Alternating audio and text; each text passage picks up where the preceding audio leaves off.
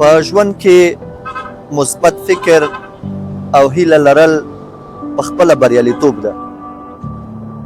هغه انسانان چې مثبت فکر څخه برخمن وي او د ژوند دپاره هیله ولري هغه هېڅکله نه ناکامیږي.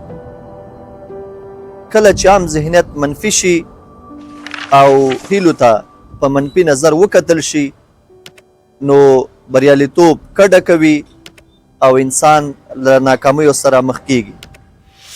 اړتیا دا ده چې انسان په ژوند کې مثبت فکر ولري، مثبته هیله ولري او هر کار او فعالیت ته له مثبت زاویې څخه باید وکتل شي.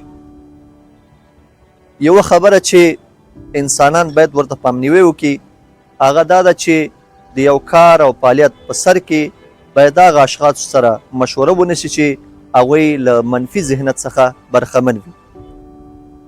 دوی باید خواري وکړي چې په کور، کلي، منطقه او سیمه کې هغه کسان پیدا او انتخاب کړي چې هغوی مثبت فکر ولري او د ژوند لپاره مثبته هیله ولري.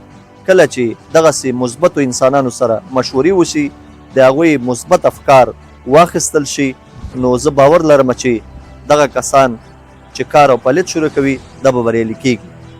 تل له منفي اشخاصو سره ګرځېدل او د هغوی منفي افکار اورېدل دا په خپله د ناکامۍ یو لاره ده چې انسان ناکاموي.